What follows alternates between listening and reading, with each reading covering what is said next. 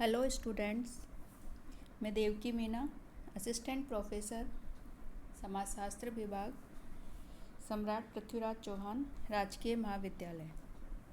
आप सभी का पुनः स्वागत है। आज का जो हमारा टॉपिक है वो है मैक्स वेबर का सामाजिक क्रिया का सिद्धांत, सोशल एक्शन के बारे में आज हम जानकारी प्राप्त करेंगे, जो कि मैक्स वेबर के द्वारा दिया गया एक महत्वपूर्ण सिद्धांत है।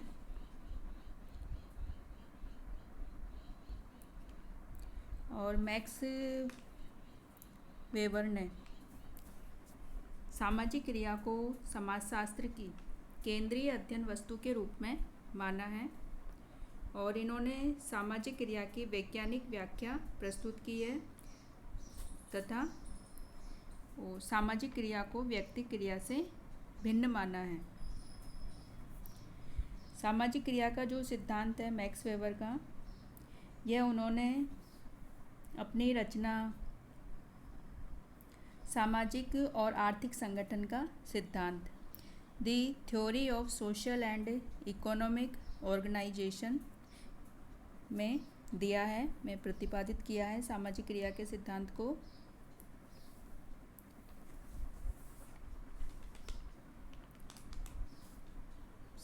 इस मैक्स वेबर ने सामाजिक क्रियाओं के अध्ययन को बहुत महत्वपूर्ण माना है और समाजशास्त्र को सामाजिक क्रियाओं का अध्ययन करने वाला विज्ञान कहा है। उनके अनुसार समाजशास्त्र वह विज्ञान है जो कि सामाजिक क्रिया का अर्थपूर्ण बोध कराने का प्रयत्न करता है, जिसमें कि इसकी यानी कि सामाजिक क्रिया की गतिविधि तथा परिणामों की कारण सहित व्याख्या प्रस्तुत की जाती है। तो मैक्स वेबर ने जो सामाजिक क्रिया की जो अवधारणा प्रस्तुत की है, उसे सामाजिक क्रिया को सामाजिक अंतःक्रिया और व्यवहार से भिन्न माना है। तो सबसे पहले हम देखते हैं कि जो सामाजिक अंतःक्रियाएं होती है वो क्या होती है। जैसा कि समाजशास्त्र में हम सामाजिक संबंधों का अध्ययन करते हैं और सामाजिक संबंध सामाजिक अंतःक्रियाओं के द्वारा बनते हैं, यानी कि जब दो या दो से अधिक व्यक्ति एक दूसरे से अभिप्रेरित होकर अर्थपूर्ण क्रिया करते हैं तो इसे हम सामाजिक अंतःक्रिया कहते हैं। और ये सामाजिक अंतःक्रियाएं फिर सामाजिक संबंधों का निर्माण करती हैं और ये सामाजिक संबंध फिर समाज का निर्माण करते हैं। यानी कि जैसा आप सभी जानते हैं कि समाज सामाजिक संबंधों का जाल है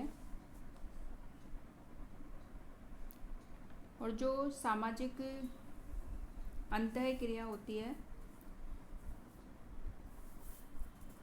वो पारस्परिक आदान प्रदान का एक ऐसा संबंध है जिसमें व्यक्तियों के व्यवहार, उनकी अनुभूतियाँ, वो एक दूसरे के व्यवहार और अनुभूतियों को प्रभावित करते हैं एवं नियमित करती है।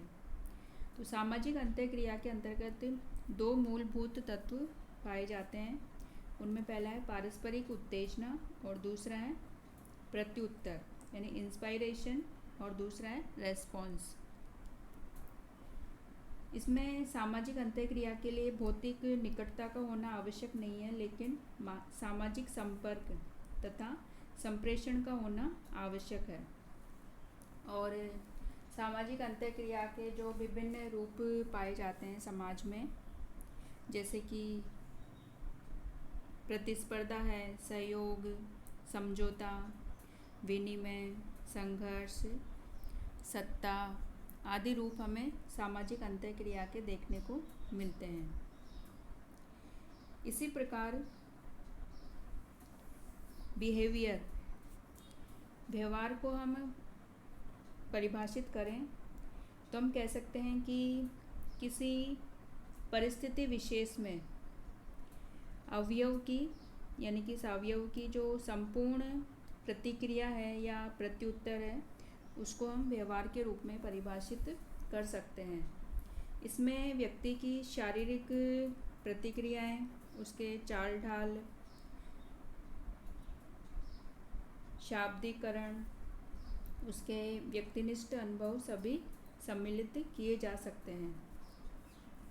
व्यवहार की जो अवधारणा है वो क्रिया से अधिक व्यापक है और इसका प्रयोग एक व्यक्ति जो कुछ करता है या कहता है, सोचता है और साथ ही जो अनुभव करता है वो सब इन सब के लिए किया जाता है, चाहे ये सभी व्यक्ति के लिए अर्थपूर्ण हो तथा उद्देश्यपूर्ण हो अथवा नहीं हो। यानी कि व्यवहार का मतलब हो गया कि व्यक्ति की जो संपूर्ण प्रतिक्रिया होती है एक परिस्थिति विशेष में, वो सब उसके व्यवहार के अंतर्गत आती है। यह आवश्यक नहीं है कि वो अर्थपूर्ण हो या मीनिंगफुल हो या फिर उद्देश्यपूर्ण हो, ये आवश्यक नहीं है। वो अर्थपूर्ण हो भी सकती है और नहीं भी हो सकती। अब हम बात करते हैं मैक्स वेबर ने जो सामाजिक क्रिया की जो परिभाषा दी है, सबसे पहले वो देखते हैं। तो मैक्स वेबर ने सामाजिक क्रिया को परिभाषित करते हुए कहा है कि किसी क्रिया को सामाजिक क्रिया तभी कहा जा सकता है जबकि इस क्रिया को करने वाले व्यक्ति या व्यक्तियों द्वारा लगाए गए व्यक्तिनिष्ठ अर्थ यानी प्रतीकात्मक अर्थ या सब्जेक्टिव मीनिंग के कारण यह क्रिया दूसरे व्यक्तियों के व्यवहार के द्वारा प्रभावित हो और साथ ही उसी के अनुसार उसकी गतिविधि निर्धारित हो। ये परिभाषा मैक्स वेबर ने सामाजिक क्रिया की दी है। अर्थात इसमें उन्होंने किसी भी क्रिया के सामाजिक क्रिया कहलाने के लिए यह आवश्यक है कि हम उसमें व्यक्तियों के जो व्यक्तिगत दृष्टिकोण को समझें। अर्थात व्यक्ति या कर्ता उस व्यवहार का क्या अर्थ लगाता है उसे उसके बारे में जानकारी प्राप्त करें। साथ ही जैसा कि आप इसमें देख सकते हैं रेखा चित्र में कि वेबर के अनुसार कोई भी व्यवहार या गतिविधि अपने आप में कुछ भी नहीं है, लेकिन यदि उस व्यवहार या गतिविधि में कर्ता के द्वारा दिए गए अर्थ को जोड़ दिया जाता है, यानी किसी भी गतिविधि या व्यवहार का कर्ता स्वयं क्या अर्थ लगाता है और उसके अनुसार फिर उसका जो व्यवहार होता है, उसकी जो क्रिया होती है वो सामाजिक क्रिया कहलाती है।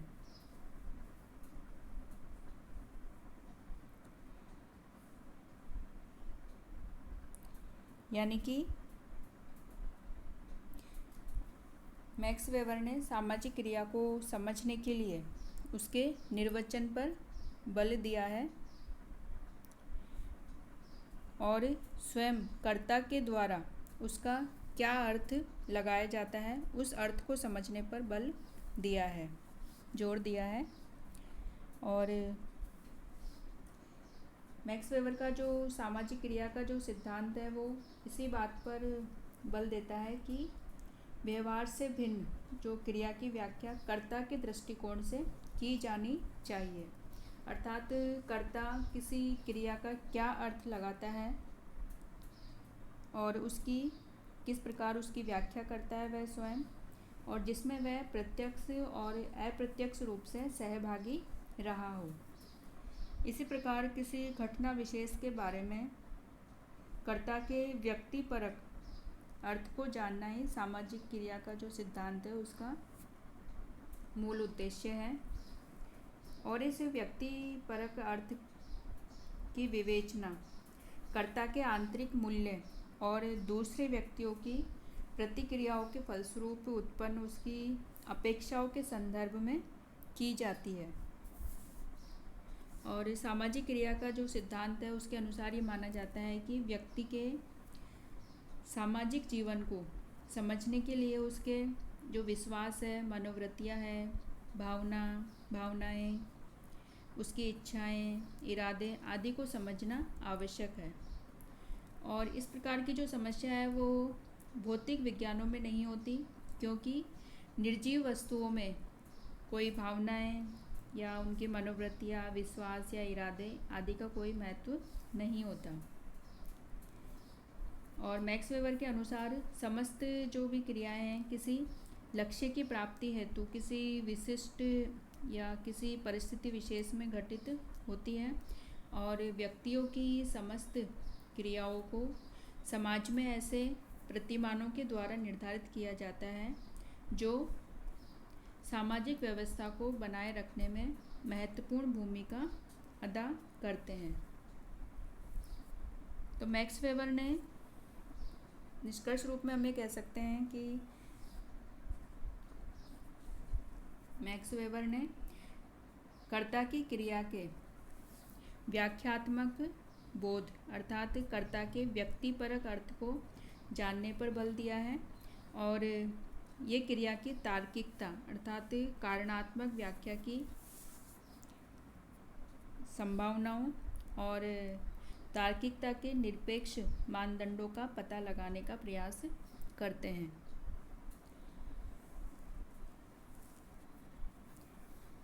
तो जब कर्ता कोई भी व्यक्ति अपने स्वयं किसी व्यवहार का स्वयं क्या अर्थ लगाता है और फिर उससे प्रभावित होकर वह अपनी गतिविधि निर्धारित करता है या अपने व्यवहार को निर्धारित करता है, तो उसे हम सामाजिक क्रिया कहेंगे।